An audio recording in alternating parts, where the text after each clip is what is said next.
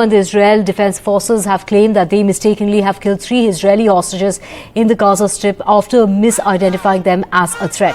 The Prime Minister of Israel, Benjamin Netanyahu, called it an unbearable tragedy, but has promised to complete and continue the efforts to return all hostages.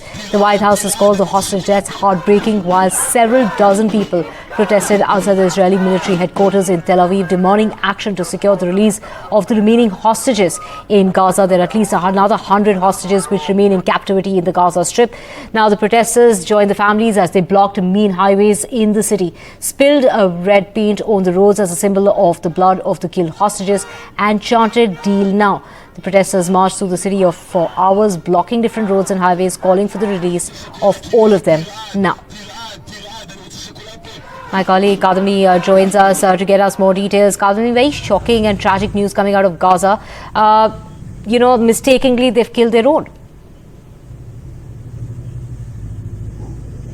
Right, this is a shocking incident, and that too at the moment when the most important factor here is that the PM has said that it is national mission to bring back all the hostages who were taken on 7th of October when Hamas terrorists attacked the southern Israel townships. So the details which have come from IDF are that this was an intense fighting in a dense neighborhood in Shejaya in the Gaza, and these 3 Israeli hostages were seen as a threat, and the soldiers fired at them. The bodies were transferred to Israel, where they were examined, and it was confirmed that they had been killed in friendly fire. Now the 3 have been identified as having been kidnapped from Kibbutz Far Aza by Hamas, and Samir Talaka, Yotam Haim, and the 3rd hostage whose family finally agreed for his identity to be revealed, and he also had been captured from the same kibbutz.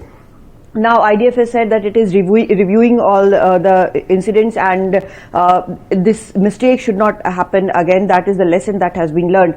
But as a matter of fact, almost 20 soldiers have been killed since this war began in friendly fire, and more than 137 hostages are still being held by Hamas. So this is something which has come as a shock now, that the whole operation is, the priority of the operation are to bring back all the hostages, and second, to finish off Hamas. And the hostages who had been held since October 7th having been killed in a friendly fire is a shock, and also a huge disappointment for the people there who have been waiting for the hostages to return.